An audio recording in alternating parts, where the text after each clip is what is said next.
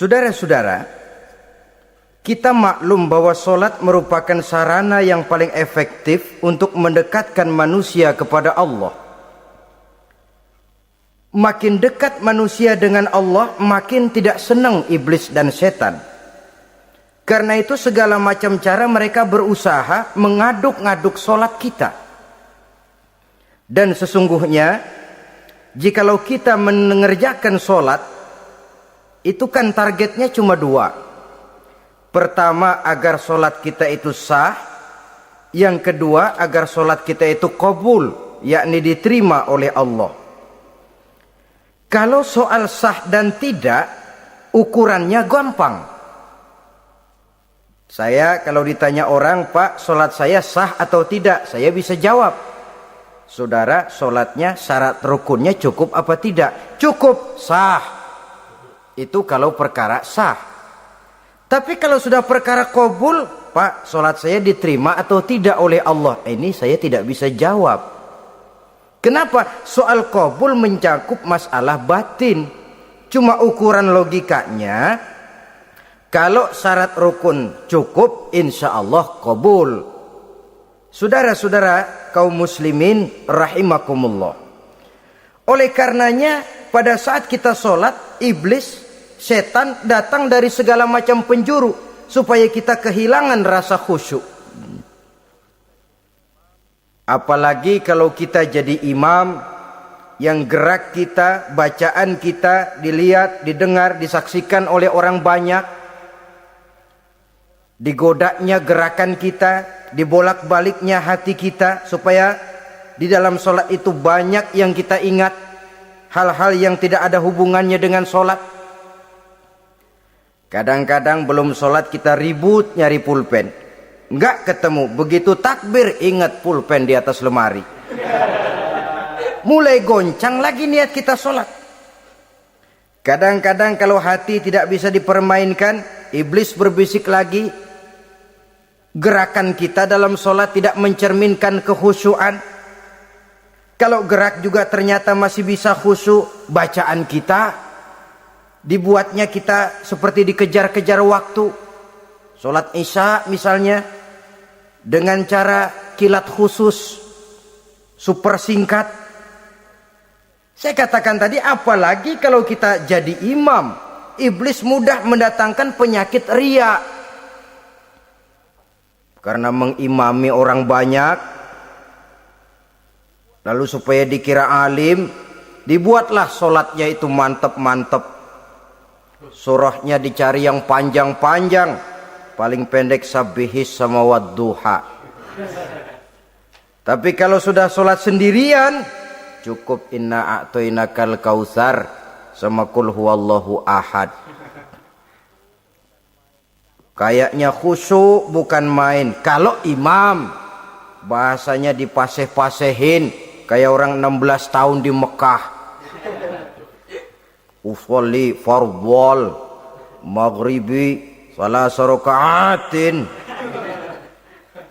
Saudara-saudara kaum muslimin yang berbahagia, oleh karena solat merupakan sarana yang paling efektif untuk mendekatkan diri dengan Allah, maka orang yang khusyuk di dalam solatnya merupakan musuh utama daripada iblis.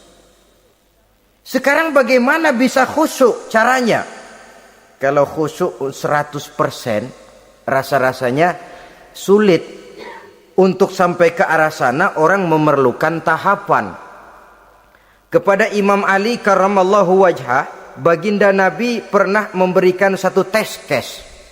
Ali, saya ya Rasul, kalau kau bisa solat 2 rakaat saja dengan khusyuk, aku kasih hadiah sorban. Baik ya Rasul. Sembayang Imam Ali 2 rakaat, selesai solat, assalamualaikum wassalamualaikum. Rasul bertanya, yang mana sorbannya Li? Tanpa nengok, Imam Ali menjawab, yang hijau ya Rasul. Setelah menjawab yang hijau, Rasul berkata, kamu tidak khusyuk Li. Kenapa? Soalnya tadi waktu sembayang mikirin, nanti kalau ditawarin sorban pilih yang hijau aja ah. Sehingga begitu ditanya, refleks menjawab, yang mana Li? Yang hijau saja ya Rasul. Oleh karena itu, menurut Al-Imam Nawawi, pada tingkatan yang paling sederhana sudah sampai ke tingkat khusyuk asal pada waktu takbiratul ihram ingat kepada Allah. Tapi jangan lupa itu tangga pertama. Jangan ada fatwa begini lalu aman. Yang penting kan takbirnya ingat Tuhan, belasononya mau kemana kek. Bukan itu. Itu pada tingkatan pertama sudah sah dipandang khusyuk solatnya orang awam asal pada waktu takbiratul ihram dia ingat kepada Allah. Tetapi harus terus berusaha agar sepanjang solat dia ingat kepada Allah. Caranya bagaimana? Pertama, menanamkan diri bahwa pada saat kita sedang mengerjakan solat yang lain tidak ada kecuali Allah. Yang kedua, berusaha memahami apa yang kita baca.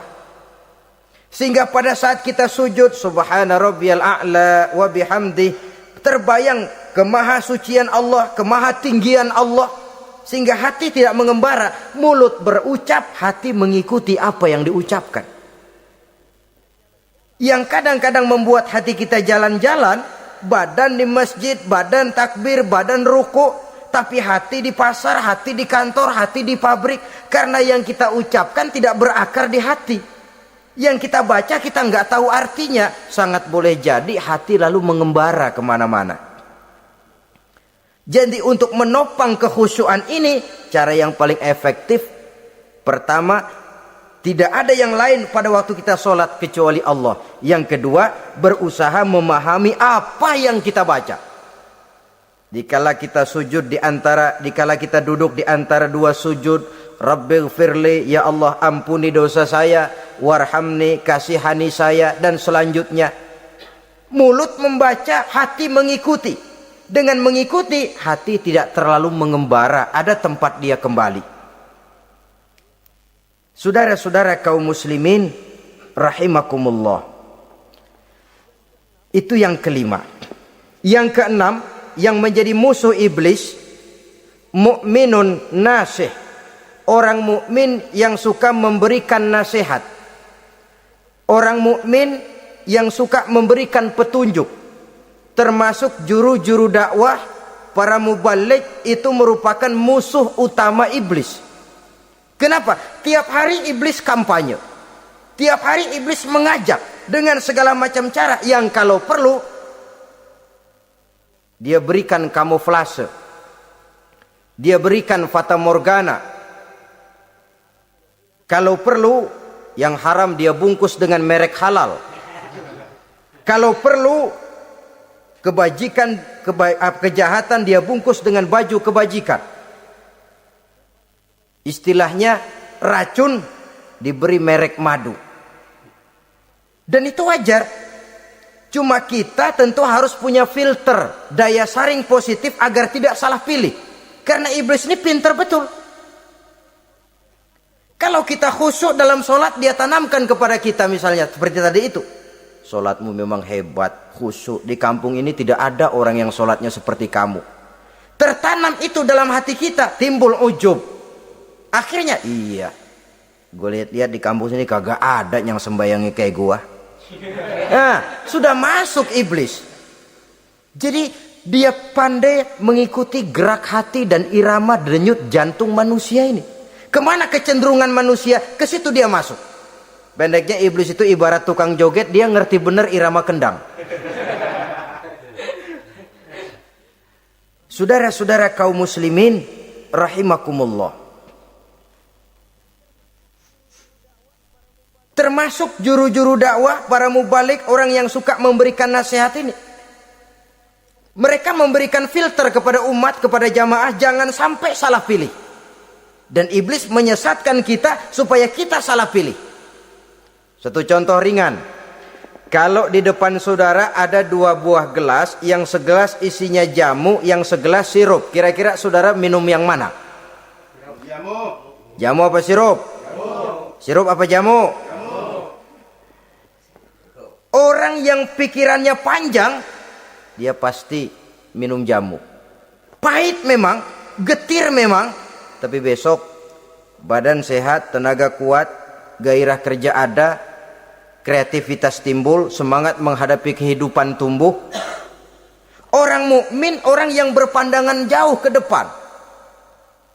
Pandangannya panjang. Panjang kemana? Tidak cuma ke dunia, sampai juga dia memandang ke alam barzah, ke akhirat. Sholat itu jamu, pahit. Ngaji, hadir di majelis taklim itu jamu, pahit. Sedekah, jamu, pahit. Mengeluarkan uang untuk kepentingan orang lain, enak aja minta sumbangan, datang-datang yang nyari peres keringat banding tulang gue, lu datang-datang mau minta. Yang enak ngumpulin harta lalu bakhil bin pelit alias medit. Itu jamu. Saudara hadirin yang saya muliakan, sedekah jamu pahit, puasa jamu pahit, jihad jamu pahit. Tapi nanti begitu kita meninggalkan dunia, masuk ke alam barzah, apalagi pindah ke akhirat, baru terasa, aduh nikmatnya dulu kemarin itu minum jamu, sekarang badan sehat, tenaga kuat, kerja semangat. Nikmatnya dulu saya waktu di dunia sholat, rajin ngaji, suka sodako, suka menolong orang. Sekarang terasa manfaatnya. Begitu saya berada di alam barzah, apalagi sudah dibangkitkan di padang mahsyar di akhirat nanti, terasa seluruh kebajikan yang saya kerjakan. Nah, orang yang berpikir jangka pendek cuma ngelihat yang ada di depan hidungnya saja. Ngapain minum jamu getir, sirup nih, manis. Dia minum, dia ambil sirup, minum, manis memang pada waktu minum, tapi besok bibir jontor. Meninggalkan perintah Allah, sirup itu manis. Tidak sholat, manis. Tidak bayar zakat, sirup, manis. Tidak mau puasa, sirup, manis. Manis sekarang. Tapi nanti besok begitu masuk ke alam barzah, begitu dibangkitkan di padang mahsyar di akhirat nanti, merintih kita menahan penyesalan yang sudah tidak ada artinya lagi.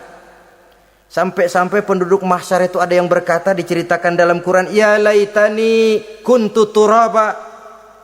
Wahai celaka, kenapa kita nggak jadi tanah saja? Menyesali kejadiannya. Andai kata mereka bisa kembali ke hidup di dunia lagi, mereka akan minta kejadian yang kedua untuk berbuat baik. Tapi tentu sudah penyesalan yang tidak ada gunanya lagi.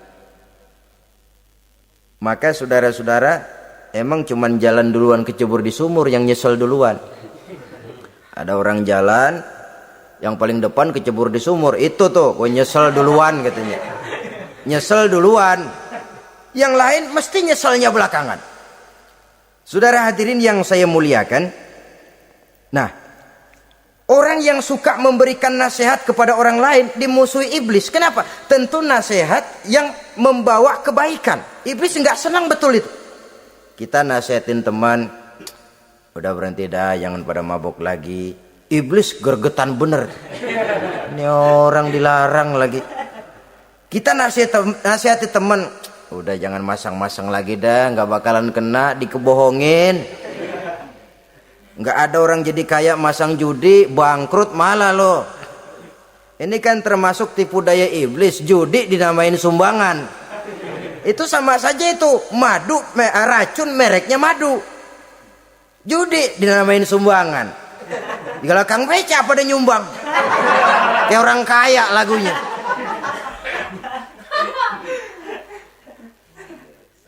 Saudara-saudara kaum muslimin rahimakumullah, adalah kewajiban kita memang untuk tawasau bil haq, saling nasihat menasihati. Setiap kita juru dakwah, setiap kita wajib menyampaikan apa yang sudah kita tahu kepada orang yang belum atau kurang tahu.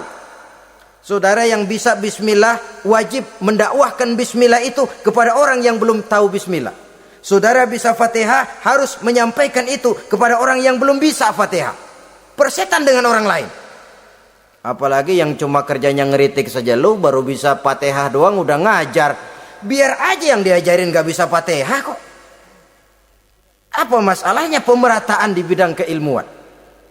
Sebab memang biasa penonton itu selalu lebih pandai menilai, kayaknya lebih pintar dari yang main. Sama saja orang nonton bola ngomel melulu, padahal dia sendiri belum tentu bisa main.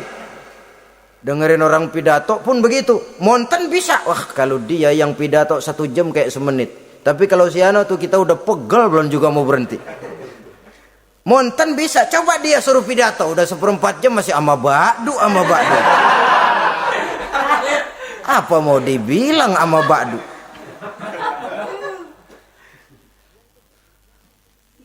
Yang ketujuh, yang menjadi musuhnya iblis, taibun sabitun ala taubatihi, orang yang bertaubat dan tetap di atas taubatnya. Secara jujur, tidak ada manusia yang tidak punya salah. Dan orang yang baik memang bukan orang yang tidak punya salah. Karena tidak ada orang yang tidak punya salah. Orang yang baik adalah orang yang apabila melakukan kesalahan dia segera sadar, dijadikannya itu sebagai pelajaran untuk tidak diulanginya lagi pada masa yang akan datang. Biasanya kita menghakimi orang pintar, kita nggak merasa bahwa kita juga punya kesalahan. Kalau kita ngelihat maling ayam kita teriak, padahal kita nyolong kambing. Lebih besar dari si maling ayam. Merasa diri lebih benar dari yang lain, padahal kita lebih kotor dan lebih jelek. Hilang sifat introspeksinya. Yang kita musuhi, yang kita caci maki, tahu-tahu kita sendiri yang melakukannya. Saudara-saudara kaum muslimin, orang yang bertaubat dan tetap dalam taubatnya stabil, itu musuh iblis. Apa ada orang yang taubatnya nggak tetap? Ada. Yang istilah kita taubat sambal namanya. Kalau dia makan sambal kepedesan, taubat makan sambal. Besok mau makan kagak ada sambal, ngomel. Mana sambal? Kemarin udah taubat. Sekarang mana sambal? Ini taubat yang namanya taubat sambal. Istighfar, habis istighfar nyolong lagi. Istighfar lagi. Besok nyolong lagi, istighfar lagi.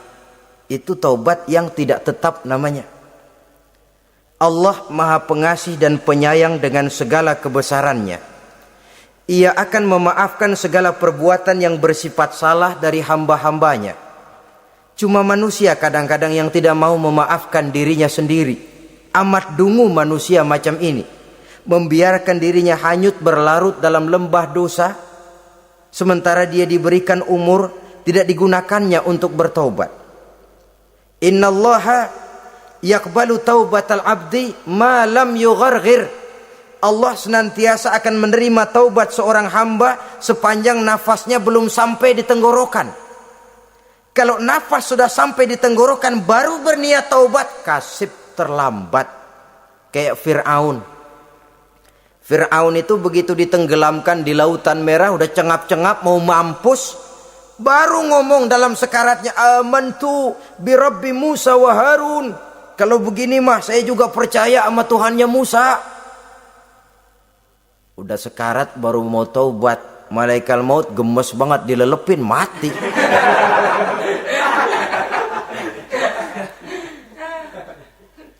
Nah, kepada adik-adik remaja, biasanya kalau sudah bicara taubat, pikiran kita, taubat mah urusan 70 tahun ke atas. Kita masih lama ini. Sebenarnya tidak. Masalah taubat adalah masalah salah dan dosa. Masalah salah dan dosa adalah masalah manusia. Sejak dia akil balik sampai ajal datang merenggut nyawa. Hidup ini tidak selalu berjalan mulus. Hidup ini tidak selalu berjalan di atas kertas putih. Kadang kita tersilap, kadang kita tersalah, kadang situasi dan kondisi menyebabkan kita berbuat lain dari yang seharusnya. Itu kehidupan, silih berganti. Oleh karenanya pesan Nabi, wa'at bi'i sayyi'atal hasanah, perbuatan salah ikuti dengan kebajikan, dosa iringi dengan taubat. Jangan nunggu, saya untuk taubat takut nanti bikin lagi. Nah, ini namanya punya harapan mau bikin lagi. Nanti aja dah kalau tua-tuaan. Saudara, kalau dosa itu ditumpuk, itu sama saja kotoran yang menodai hati. Kalau kotoran nggak rajin kita bersihin, dia akan berkarat. Dan kalau sudah berkarat, sudah sulit untuk dibersihkan. Itu makna ungkapan Imamul Ghazali, hati manusia sebening kaca. Lapisan dosa yang dia kerjakan adalah debu yang menutupi jernihnya kaca. Orang yang bersih dari dosa, dekat dengan Allah, hatinya jernih seperti kaca. Dari hati yang jernih, radarnya kontak kepada Allah. Sinyalnya nyambung channelnya itu. Getarannya hebat. Wajar kalau lalu dia bisa tahu apa yang besok akan terjadi. Diberitahu oleh Allah. Yang namanya ilmu laduni itu. Ilmu yang ditransfer langsung oleh Allah. Karena kebersihan hatinya. Mana ada orang gak belajar bisa pinter. Iya, kalau hatinya butek emang gak ada. Tapi kalau Allah mau berberangkat dari hati yang bersih, yang kontaknya nyambung kepada Allah, hati itu seperti kaca, kata Imam Ghazali. Dosa yang kita lakukan adalah debu. Kalau debu sedikit datang kita lap, datang lagi kita bersihin, datang lagi kita bersihin, insya Allah nggak sampai jadi noda di atas kaca itu. Tapi kalau nunggu debu itu sampai bertumpuk, besok aja ngelapnya dah, besok aja ngebersihinnya, bertumpuk dia, sulit membersihkannya. Walaupun kena, nodanya tentu tertinggal di atas kaca itu. Karena itu dalam kehidupan remaja misalnya, pemuda misalnya, kita tidak bisa menolak mode, tidak bisa menolak musim. Modenya disco, modenya breakdance, modenya joget, modenya jaipongan. Mode pada waktunya habis, ya habis. Tapi bagaimanapun dia akan punya dampak, memberikan bekas dalam membentuk kepribadian. Dan ini efek yang tidak kita inginkan. Efeknya, bukan modenya itu. Jadi oleh karenanya saudara-saudara, masalah taubat bukan masalah 70 tahun ke atas, tapi masalah manusia sejak dia akil balik sampai ajal datang merenggut nyawa. Sepanjang nafas belum sampai di kerongkongan, Allah akan menerima taubat seorang hamba. Bahkan dalam hadis qudsi Allah menyatakan, "Lau amiltumul khotoya hatta mala'atis sama thumma nadimtum fataballahu alaikum." Kalaupun kamu berbuat dosa sampai penuh langit dengan dosamu, kemudian kamu bertaubat dan menyesal, Allah pasti akan menerima taubatmu. Jadi orang yang taubat dengan sebenarnya dan tetap dalam taubatnya, itu musuh iblis. Tapi orang yang taubatnya angin-anginan, iblis demen banget. Hari sembahyang, besok mabok, besoknya lagi nyolong, besoknya lagi zina, besok tobat lagi. Kata iblis, surak, iya lu gocet dah Tuhan.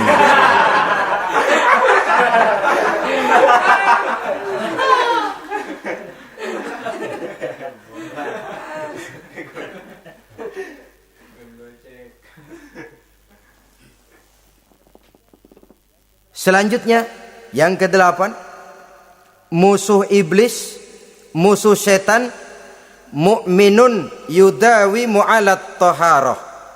Orang mukmin yang membiasakan diri selalu dalam keadaan bersuci. Baik dari hadas kecil, lebih-lebih dari hadas besar. Wudu utamanya memang untuk sholat. Tapi membiasakan wudu dalam kehidupan sangat baik sekali. Mau ke kantor wudu dulu, mau ke pasar wudu dulu, mau ngajar wudu dulu.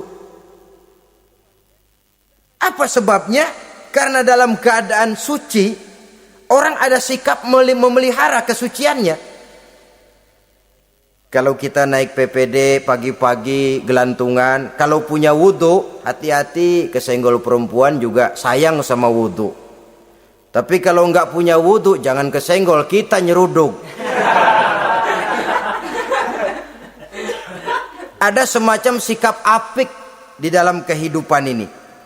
Karena itu biasakan wudu. Untuk menjaga kebersihan diri, kebersihan zahir, kebersihan batin. Belum lagi kemanfaatan di akhirat.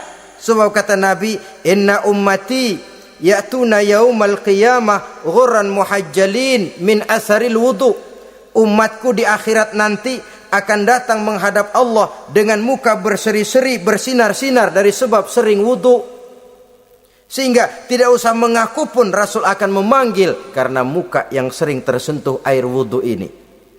Mu'minun yudawimu alat toharoh. Orang mukmin yang selalu membiasakan diri berada dalam keadaan suci, berwudu.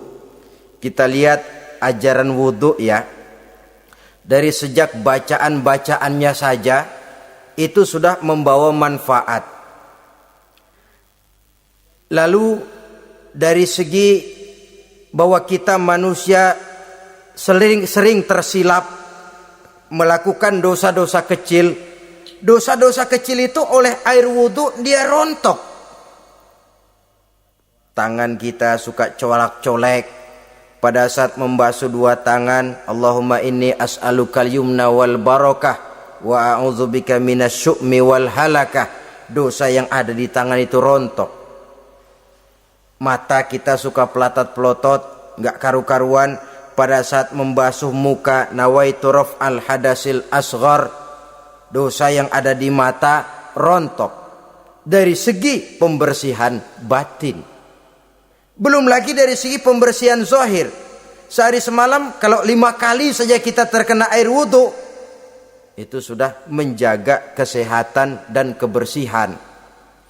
Saudara-saudara kaum muslimin rahimakumullah. Yang ke-9,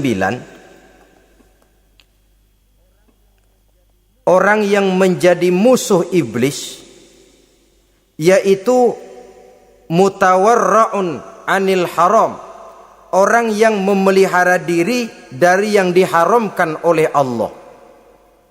Terpelihara dirinya, terpelihara yang dimakannya, yang diminumnya dari jenis-jenis yang haram, baik sedikit maupun banyak. Jangan cuma teriak haram waktu sedikit, tapi giliran banyak halal. Sama saja orang dikasih tahu, itu ada cerita anak-anak, Pak Haji punya anak main judi, dikasih tahu, Pak, anak bapak main judi, astagfirullah katanya. Tapi menang Pak, alhamdulillah.